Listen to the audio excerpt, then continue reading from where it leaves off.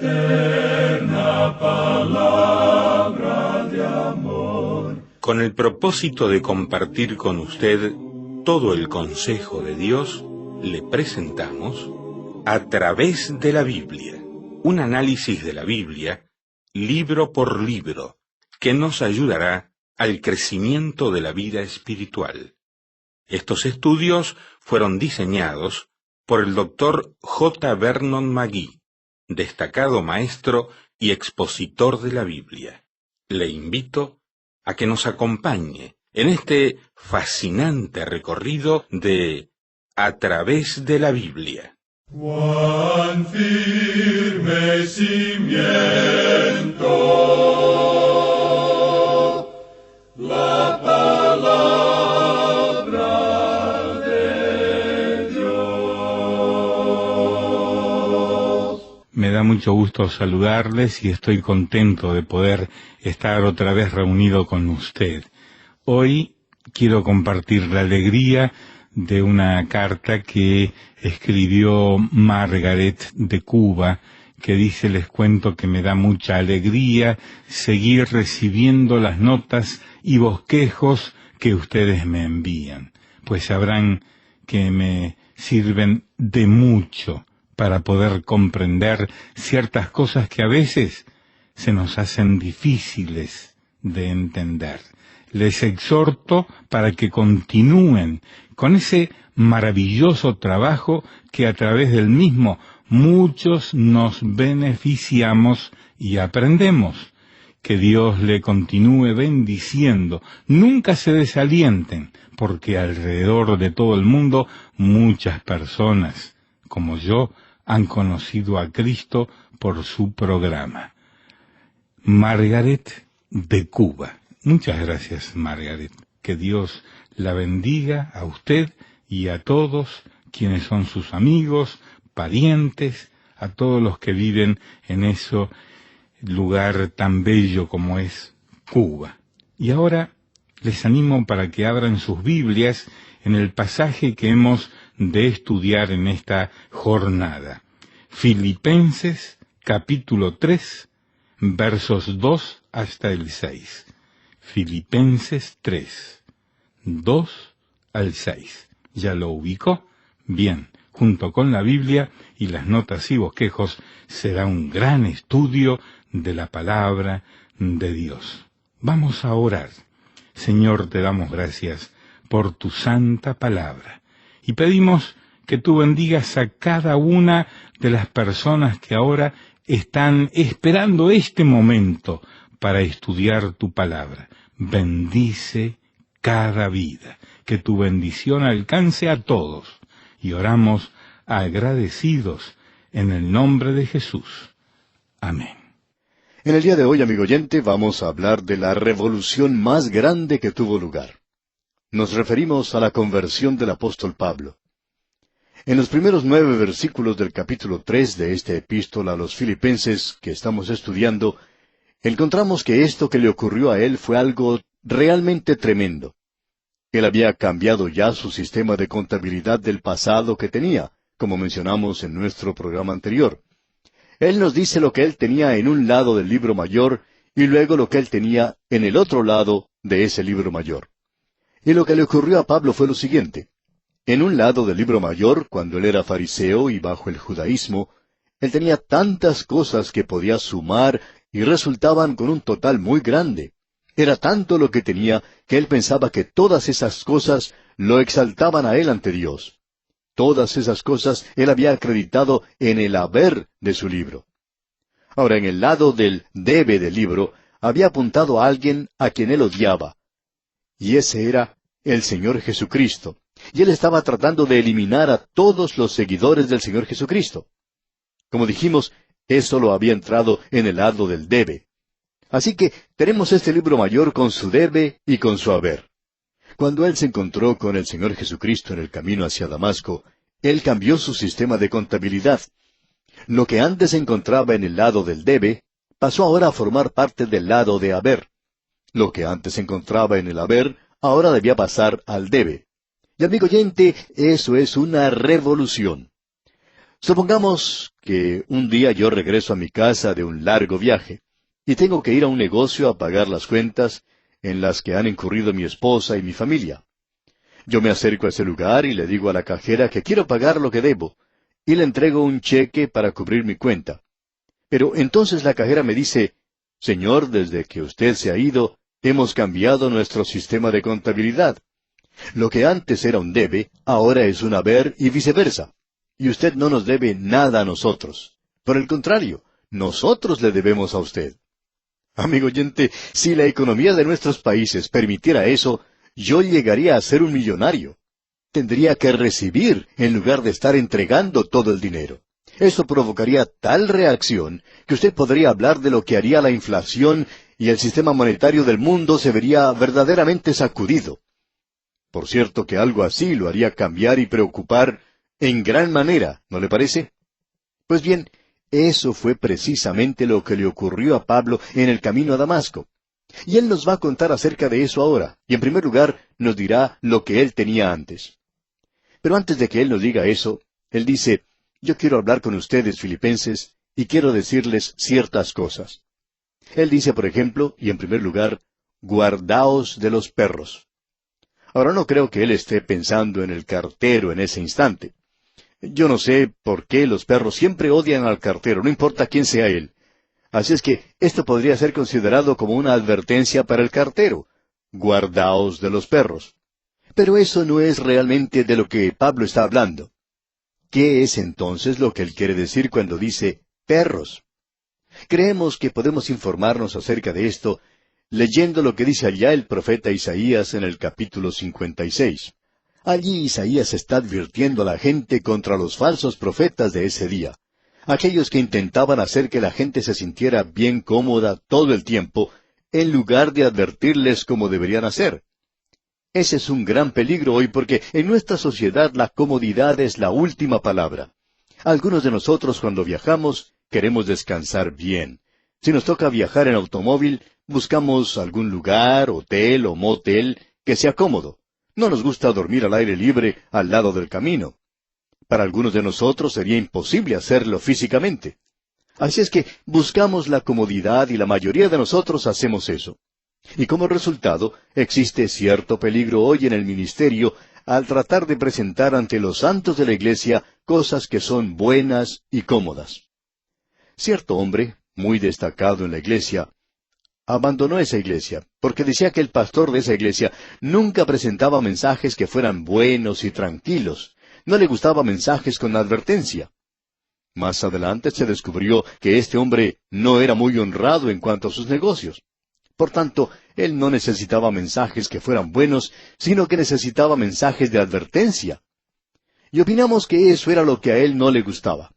Quizá él pensaba que el pastor sabía algo, como muchas veces pasa con los miembros de la audiencia, aunque el pastor no sepa nada en realidad, ya que la mayoría de los pastores no se dedican a predicar un sermón simplemente a una persona en particular, sino a toda la congregación. Opinamos que en el presente existe demasiadas personas que quieren estar cómodas cuando en realidad necesitan tener otra cosa. En cierta ocasión, un paciente fue a visitar a su médico y trató por todos los medios posibles de evadir lo que le molestaba. Y le dijo al médico que él conocía a otra persona que tenía el mismo problema que él y que se le había recetado cierta medicina y se había sanado. Su médico le examinó y luego le dijo, «Si usted necesita alguna medicina, yo se la daría. Pero no creo que usted necesite medicina. Usted tiene problemas mucho más grandes». Bueno, eso no es algo muy agradable de escuchar, ¿verdad? Pero el paciente le dio las gracias al médico. Y muchas veces el médico le respondió, «Yo le voy a decir siempre a usted la verdad, porque si yo lo hago de otra manera, entonces usted no va a tener ninguna confianza en mí». El paciente pues le dio las gracias al médico y salió porque siempre le gustaba a él escuchar la verdad. Y amigo oyente, ¿no le gusta a usted escuchar siempre la verdad? Pues bien, en los días del profeta Isaías, había muchos falsos profetas que no estaban advirtiendo a la gente como debían. Veamos ahora cómo los describe Isaías allá en el capítulo 56 de su libro, versículo 10. Dice Isaías, «Sus atalayas son ciegos, todos ellos ignorantes, todos ellos perros mudos, no pueden ladrar, soñolientos, echados, aman el dormir. El profeta Isaías llama a estos falsos profetas perros mudos. Podemos mencionar como ejemplo a los perros ovejeros. Estos cuidan a las ovejas, y si algún animal, un león o un oso, atacara al rebaño, ese perro debería correr al animal y ladrar de tal manera que sería de advertencia a los demás que se aproximaba a alguna clase de peligro. Pero nos damos cuenta aquí que estos falsos profetas estaban somnolientos, no estaban dando ninguna clase de advertencia. El profeta Isaías no era muy popular porque la gente le estaba diciendo a él, déjanos dormir. Y ese es el peligro que muchos de nuestros países enfrentan en la hora presente. Nosotros nos ponemos a dormir, amigo oyente. Y eso no simplemente bajo las drogas y el alcohol, sino bajo la cobija de una sociedad de opulencia. Existen ciertas ideas de comodidad, de lograr algo sin hacer nada, de tomar las cosas con calma, de tener un día bueno. Esas son las cosas que estamos buscando en el presente, y lo que necesitamos es que alguien se ponga a ladrar un poco. Así es que Isaías llama a los profetas falsos perros mudos. El no decir lo que uno debiera decir como profeta de Dios, como un hombre de Dios. De modo que Pablo les dice a los filipenses, guardaos de los perros. Guardaos de estos hombres que están constantemente presentando las cosas cómodas y no están predicando la palabra de Dios como debieran. Luego Pablo continúa diciendo, guardaos de los malos obreros. Hay personas que son malos obreros, no son honrados. Pero no vamos a entrar a tratar este tema en el día de hoy. Siguiendo adelante leemos, guardaos de los mutiladores del cuerpo. Aquí tenemos una advertencia contra el judaísmo, contra el legalismo. Aquellas personas que estaban deseando poner a los creyentes bajo la ley. De modo que el apóstol dice, guardaos de los mutiladores del cuerpo. Y enseguida él dice, porque nosotros somos la circuncisión. Ahora, ¿qué es lo que quiere decir Pablo con esto? Bueno, creemos que él aclaró este punto muy bien allá en su epístola a los Gálatas, cuando al llegar al final de esta epístola él dice, porque en Cristo Jesús ni la circuncisión vale nada, ni la incircuncisión, sino una nueva creación. Así es que él dice que la antigua circuncisión es algo que queda de lado, si es que usted está en Cristo Jesús, y eso es la verdadera circuncisión del presente. Eso es lo que él está diciendo aquí en este versículo 3 de la epístola a los Filipenses capítulo 3. Leamos este versículo. Porque nosotros somos la circuncisión, los que en espíritu servimos a Dios, y nos gloriamos en Cristo Jesús, no teniendo confianza en la carne. Escuche bien lo que está diciendo Pablo aquí. No teniendo confianza en la carne. No tiene confianza en la carne, y usted puede darse cuenta lo que el enemigo va a decir ahora. Fue así como lo dijeron. Bueno, usted ya conoce al hermano Pablo. Él dice que nosotros no debemos poner confianza en la carne, y nosotros no tenemos que confiar en los sacrificios, que tampoco debemos confiar en la ley, que la ley no nos va a salvar, y que nosotros no debemos poner nuestra confianza en estas cosas. Y él dice que en el día de hoy nosotros no debemos tener confianza en la carne. El hermano Pablo puede muy bien decir eso porque él no tiene mucho en qué apoyarse. Él no tiene ningún antecedente. Él no ha estado mucho tiempo en nuestra religión. Él nunca supo mucho acerca de esto y su vida nunca llegó a alcanzar las normas establecidas. Así es que él puede decir esas cosas, por supuesto. Ahora Pablo va a responder a eso. Él dice, no teniendo confianza en la carne. Pero luego Pablo sigue diciendo, aunque yo tengo también de qué confiar en la carne. Si hubiera alguna persona aquí que pudiera confiar en la carne, yo podría tener mucho más que él. Y escuche lo que dice aquí en el versículo 4. Aunque yo tengo también de qué confiar en la carne. Si alguno piensa que tiene de qué confiar en la carne, yo más.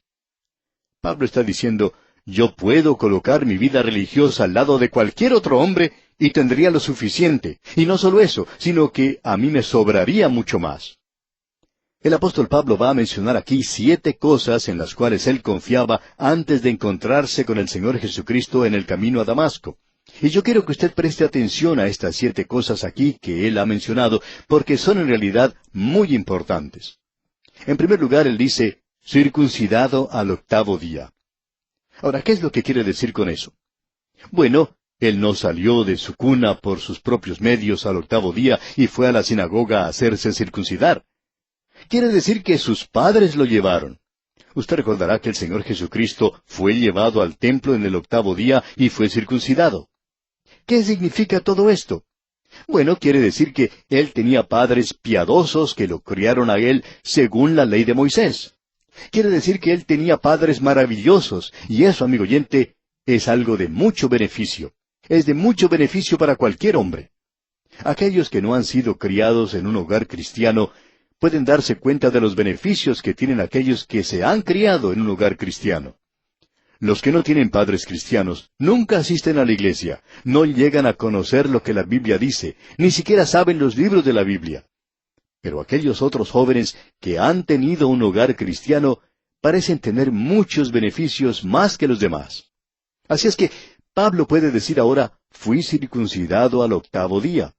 Y eso quiere decir que él tenía padres piadosos. Notemos ahora la segunda cosa que él menciona en este versículo. Él dice, del linaje de Israel. Amigo oyente, había muchos amigos que Pablo tenía que eran judaizantes, que solo eran de media casta. Pero Pablo no lo era. Pablo decía, soy del linaje de Israel. Yo tengo una genealogía, y creo que usted podría haber comprobado la genealogía de Pablo en el templo de aquel día. Yo tengo antecedentes, yo pertenezco a este grupo, yo no soy de media casta. Y eso es algo de gran valor, debemos decir. Ahora notemos la tercera cosa que Pablo menciona. Él dice, soy de la tribu de Benjamín. Y eso era algo, en realidad, porque, como podemos apreciar, Benjamín era el hijo de Jacob y Raquel, y ella murió cuando dio a luz a Benjamín. Y usted recordará que Jacob lo llamó a él, el hijo de mi mano derecha. Eso es lo que su nombre quiere decir en realidad. Porque Raquel llamó su nombre Benoni, que significa hijo de mi tristeza. Él causó mi muerte. Pero el anciano Jacob, cuando observaba a ese bebé en su cuna, podía ver que este pequeñito tenía los ojos de su madre. Y para Jacob, Raquel fue una de las cosas más hermosas que ocurrió en su vida antes de Peniel. Y como resultado, el anciano Jacob se apoyó en su hijo. Él va a ser un hijo de mi mano derecha. O sea, yo me apoyaré en él para poder caminar de ahora en adelante. Él es algo especial. Y la tribu de Benjamín era así. El primer rey de la nación, Saúl, salió de Benjamín. Y nos suponemos que Pablo podría haber sido nombrado como en memoria al rey Saúl de la tribu de Benjamín. Ese era el nombre que él recibió cuando nació. Esto es algo que indicaba que él ocupaba una posición muy alta. Él pertenecía a la tribu de Benjamín. Y es muy bueno poder decir, mi padre era un predicador, un ministro de la palabra de Dios que se mantuvo firme por las cosas de Dios. O él fue un laico muy destacado. Esas cosas tienen mucho significado, mucho valor para nosotros. Y esas son las cosas de las cuales se jactan muchas personas en el presente. Uno se encuentra con tanta gente hoy, y cuando se le pregunta sobre la relación con Cristo, siempre responden de la misma manera. Bueno, yo crecí en una iglesia bautista, o yo me crié en una iglesia presbiteriana. A mí me levantaron en la iglesia metodista. Y mi abuelo, bueno, él fundó una iglesia. Y existe una ventana en ese lugar, en esa iglesia, que ha sido dedicada a su memoria. Y esa es la razón por la cual muchas personas en el día de hoy no dejan una denominación liberal porque su abuelito tiene una ventana en algún lugar que ha sido dedicada a su memoria. Así es que muchas de estas personas pueden ser un beneficio. Debemos admitir que lo es, aunque pensamos que también es un gran obstáculo en el presente. Bien, Pablo pertenecía a la tribu de Benjamín. Eso era algo benéfico para él. Y si usted no cree que eso era suficiente, la cuarta cosa que menciona él es la siguiente. Soy hebreo de hebreos. Pablo dice, yo pertenezco a la esfera más alta de los círculos religiosos. Estaba en el escalafón más alto. Luego él menciona la quinta cosa y dice, en cuanto a la ley, fariseo. Ahora, los fariseos representaban lo mejor en Israel. Los fariseos formaban un partido político religioso que se había formado algún tiempo después de la cautividad, o durante la misma, y como partido religioso, ellos eran muy fundamentales. Creían en la integridad de las Escrituras, creían en los ángeles, ellos creían en la resurrección y en los milagros. Y también estos eran un partido político. eran extremadamente nacionalistas. Ellos pensaban al principio, cuando enviaron a Nicodemo a ver a Jesús, que de alguna forma ellos podrían encontrar un medio para unirse a su estrella y que ellos podrían establecer el reino aquí sobre esta tierra. Ellos eran, pues, los mejores en Israel. Y Pablo dice, yo era fariseo. Y no solo eso, sino que él dice, en cuanto a la ley, fariseo. En cuanto a celo, perseguidor de la iglesia. Y quizá usted diga, bueno, no se debería jactar de eso. Pero sí era algo que se podía hacer en ese día. Él había sido un líder en la persecución de los cristianos. Los otros fariseos estaban dispuestos a sentarse cuando habían expulsado a los cristianos de Jerusalén. Pero Pablo decía, yo no me voy a quedar con los brazos cruzados. Yo los voy a buscar a donde estén. Los voy a sacar de todas partes de este mundo. Y él se encontraba precisamente en camino hacia Damasco para hacer esto cuando ocurrió su conversión. Y luego él menciona el séptimo punto. En cuanto a la justicia que es en la ley, irreprensible. Pablo no quiere decir aquí que era sin pecado. Él dijo irreprensible. Porque ya hemos leído allá en el libro de Romanos, en su propia epístola a los Romanos, donde él nos dice muy claramente que él había quebrantado la ley, y que él había quebrantado una de las leyes que usted y yo en el presente quizá no le damos demasiada importancia. Allá en el capítulo 7 de su epístola a los Romanos, versículo 7, él dice, ¿qué diremos, pues? ¿La ley es pecado? En ninguna manera. Pero yo no conocí el pecado sino por la ley, porque tampoco conociera la codicia si la ley no dijera, no codiciarás. Cuando uno comete un delito, amigo oyente, quebrantando el mandamiento, por ejemplo, de no hurtarás, usted puede tener las cosas robadas consigo, o quizá por allí estén sus huellas digitales en el lugar del crimen. Y lo mismo se puede aplicar al asesinato. Cuando usted comete un asesinato, usted tiene sus pruebas en sus manos, el cuerpo del delito. Y se nos dice que es muy difícil librarse de esas cosas. Usted no puede cometer la tontería sin que alguien se entere. Usted no puede cometer esa clase de pecado sin que alguien se dé cuenta de eso.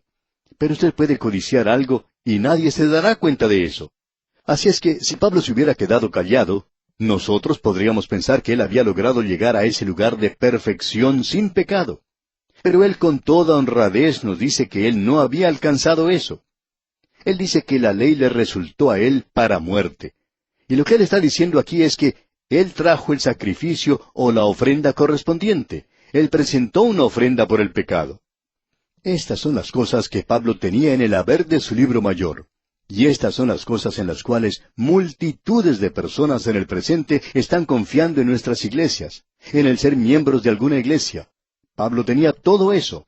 Él tenía todo eso y nos dice que eso no lo salvó a él, ni tampoco le satisfizo. Y en el día de hoy hay multitudes que se están apoyando en cosas como estas. En nuestro próximo programa, Dios mediante, veremos lo que le ocurrió en realidad al apóstol Pablo. Mientras tanto, le sugerimos leer el resto de este muy interesante capítulo 3 de la Epístola a los Filipenses, y de esta forma estar preparado para sacar el mayor provecho posible de este estudio bíblico. Al despedirnos, deseamos que su vida sea enriquecida en gran manera. Es nuestra oración que el Señor le bendiga abundantemente. Lamentablemente el tiempo se nos ha terminado. ¿Qué le ha parecido el programa? Nos gustaría saber cómo le ayudó. En pocos segundos más le daré la dirección para que nos escriba. Usted puede escuchar, a través de la Biblia, de lunes a viernes, en esta emisora y en este mismo horario. Será un grato placer poder enviarle las notas y bosquejos de este programa. Estos libritos, sin costo para usted, le ayudarán a seguir paso por paso los estudios en cada libro de la Biblia. Su apoyo a este programa es muy importante para que podamos continuar día tras día con estos estudios bíblicos por radio. Pedimos su apoyo en oración y con sus ofrendas y donaciones para que podamos continuar en esta emisora. Si necesita más información o sencillamente para que nos cuente acerca de los beneficios que recibe de este programa, escriba a la siguiente dirección: A través de la Biblia, apartado 2805, Miami, Florida, 33265, 2805, Estados Unidos. Repito, programa A través de la Biblia, apartado 2805, Miami, Florida, 33265, 2805, Estados Unidos. Por correo electrónico, escriba a atv@transmundial.org. Telefónicamente puede llamarnos ahora mismo gratuitamente al siguiente número: 1-800-880-5339. 1-800-880-5339. Amigo y amiga, nos tenemos que despedir ya mismo. Pido a Dios que le bendiga. Este programa es producido bajo los auspicios de Radio Transmundial. Todo lo pagó Cristo, quien por mí libremente derramó su sangre carmesí.